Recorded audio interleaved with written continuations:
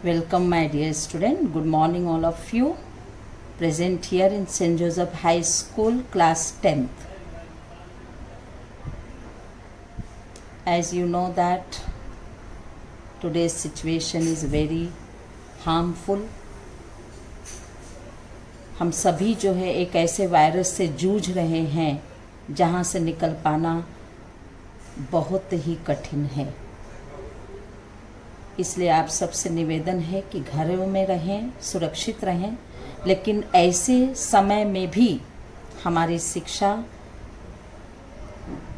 और हमारी पढ़ाई में कोई भी त्रुटियां ना आए, कोई भी कमियां ना आए और समय का दुरुपयोग ना हो।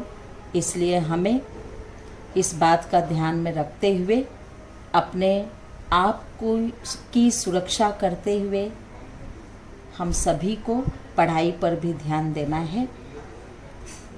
इसलिए हम शुरुआत करते हैं आज सबसे पहले हिंदी ग्रामर से।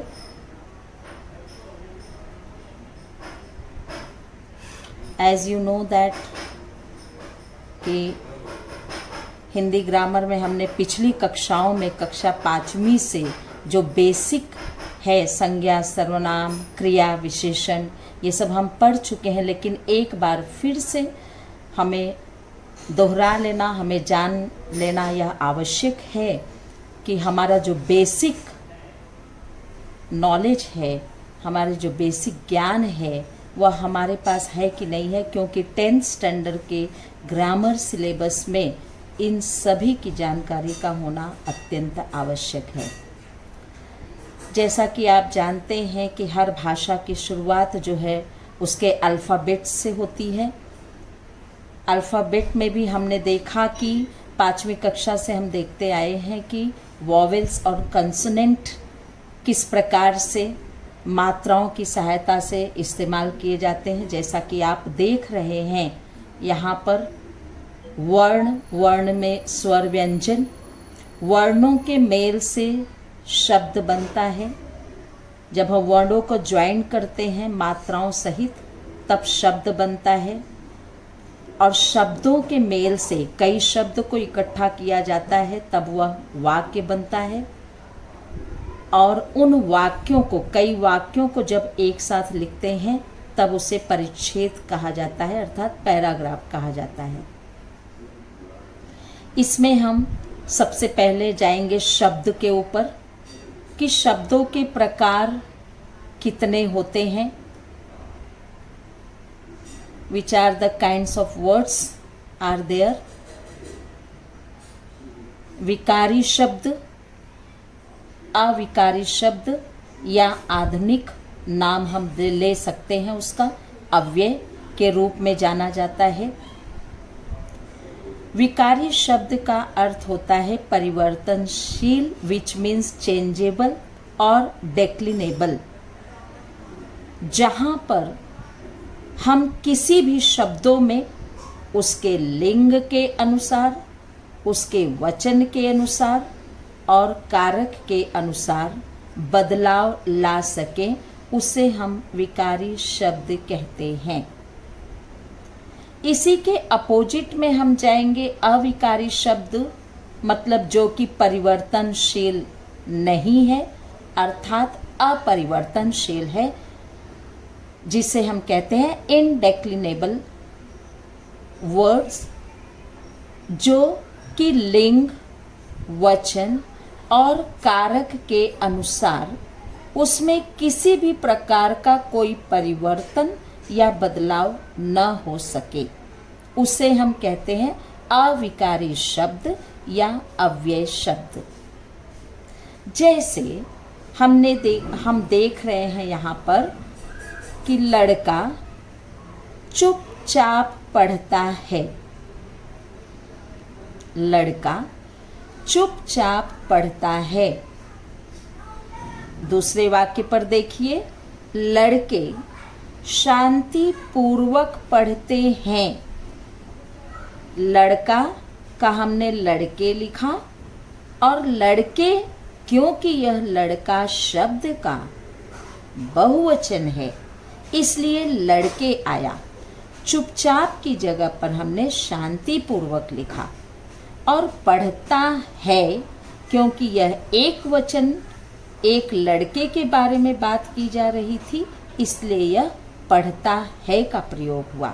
लेकिन यहाँ पर लड़के के बारे में बात कही जा रही है, मतलब कि एक लड़का से ज़्यादा लड़के के बारे में बात की जा रही है, इसलिए यहाँ पर हमने क्रिया में पढ़ते और हैं का प्रयोग किया। हाँ पर आप देख रहे हो ए की मात्रा विथ पॉइंट अनुस्वार लगा है। फिर तीसरे वाक्य में देखिए आप, कुछ लड़कों ने गरीब रामदीन को पीटा। कई लड़कों ने मिलकर गरीब रामदीन बेचारे को पीटा। चौथे वाक्य में आइए, एक महिला ने आकर उसे बचा लिया। आप देख रहे हैं लड़का का ये जो रूप है, हमने लड़का लिखा, फिर लड़के लिखा, फिर लड़कों को लिखा, और फिर चौथे वाक्य में पूरी तरह से हमने चेंज कर दिया अपनी जरूरत के अनुसार। एक महिला ने आकर उसे बचा लिया। तो इस प्रकार हम कह सकते हैं कि जिन शब्दों में लिंग, वचन या कारक के अनुसार उसमें किसी भी प्रकार का अगर हम बदलाव लाते हैं, उन ऐसे शब्दों को विकारी शब्द कहा जाता है, जो कि हर समय परिवर्तनशील होता है।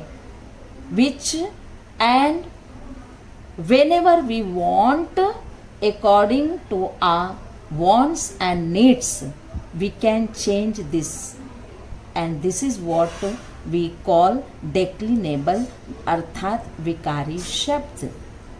हम देखेंगे परिभाषा में, जिन शब्दों में लिंग, वचन और कारक के अनुसार परिवर्तन होता है, उन्हें विकारी शब्द कहते हैं, जैसा कि हमने यहाँ पर बताया। और उसी प्रकार देखिए कि ऊपर दिए गए वाक्यों में लड़का का कितना रूप हुआ है। लड़का अपनी जरूरत के अनुसार, लड़के को फिर से हमने चेंज कर दिया, लड़का को ही लड़के में। फिर हमें जरूरत पड़ी कि किस प्रकार की कुछ इस प्रकार वाक्य बनाया जाए, तो लड़के का हमने लड़कों बना दिया। उसी प्रकार से महिला का महिलाएं हो सकता है और महिलाएं भी हो सकती है, महिलाओं भी हो सकता है। तो इस प्रकार से विकार शब्द में हमने विकार का मतलब ही इसमें यहाँ पर हमने लिंग, वचन और कारक के अनुसार परिवर्तन किया, इसलिए इसे कहा गया विकारी शब्द। चलिए देखते हैं अब अविकारी शब्द की तरफ, जो कि अपरिवर्तनशील है। सीधी सी बात है कि अगर हम यहाँ पर लिंग, वचन और कारक के अनुसार बदलाव ला सकते हैं, तो इसका अपोजिट, इसके विरोध में हम ये कह सकते हैं कि जो शब्द लिंग, वचन और कारक के अनुसार उसमें किसी भी प्रकार का कोई परिवर्तन न हो सके, इसीलिए इसका विरोधी शब्द कहा गया अविकारी। विकारी, अविकारी, विकार, अविकार। उसी प्रकार अगर हम मैथमेटिक्स भाषा में लें अव्यय, आप देखते हैं ना मैथ्स में आप पढ़ते हैं व्यय खर्च करना, अव्यय खर्च न करना। तो हम इसकी भाषा में सरल ढंग से अगर समझें कि जिन शब्दों में कोई भी खर्च न हो, कोई परिवर्तन न हो, यदि हम आपको 5 रुपए देते हैं और हमने कहा कि शाम को हमें 5 रुपए चाहिए, और आप उसी प्रकार उस 5 रुपीज़ को हमारे हाथ में रिटर्न करते हैं, मतलब वह अव्यय हुआ, उसमें आपने किसी भी प्रकार का कोई परिवर्तन नहीं किया। और अगर 5 में से 1 रुपए खर्च करते हैं तो उसका मतलब आपने उसमें व्यय परिवर्तन किया, विकार किया। तो इसलिए जिसमें किसी भी प्रकार का कोई परिवर्तन न हो सके। आइए देखते हैं हम, जैसे मैं बाजार गया, क्योंकि मुझे काम था। हम बाजार गए क्योंकि हमें काम था। आप देख रहे हैं कि यहाँ पर मैं का बहुवचन हम हो गया। बाजार हम यहाँ पर सब्जी मंडी भी लिख सकते हैं, गया का गई भी हो सकता है। कोई स्त्रीलिंग जा रहा है, कोई स्त्री जा रही है, तो वह यह भी कह सकती है मैं बाजार गई, मैं सब्जी मंडी गई, मैं मार्केट गई। और लेकिन अब हमें काम था, मुझे काम था, यहाँ पे मैं से मुझे हुआ, हम से हमें हुआ। लेकिन हम देख रहे हैं कि जो शब्द ऐसा है जिसे हम कहते हैं कि जिसमें कोई प्रकार का कोई भी व्यय नहीं हो रहा है, यह हुआ आपका क्योंकि।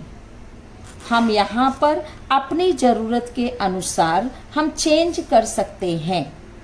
हमें जिस प्रकार की आवश्यकता है हम वाक्य में लिंग वचन के अनुसार तोड़ मरोड़ कर सकते हैं। लेकिन ये जो शब्द है बेचारा, ये एज इट इज यहाँ पर है, आप देख रहे हैं, इसमें कोई भी परिवर्तन नहीं हुआ। उसी प्रकार से आइए हम नेक्स्ट पे चलते हैं। जैसे यकायक मुझे आभास हुआ। यकायक की जगह पर आप लिख सकते हैं, बोल सकते हैं अकस्मात। हम एक बार अकस्मात भी लिख सकते हैं। मुझे आभास हुआ की जगह पर हम यह भी कह सकते हैं कि सीता को ज्ञान हुआ।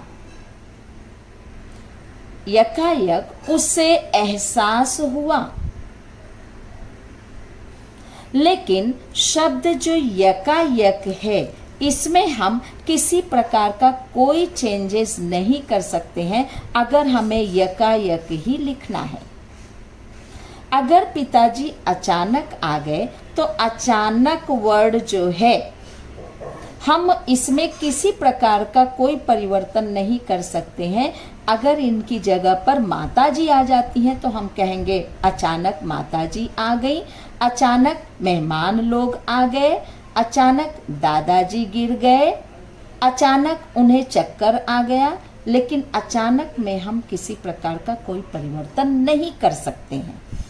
उसी प्रकार से आप देखिए, अचानक लड़का गिर पड़ा।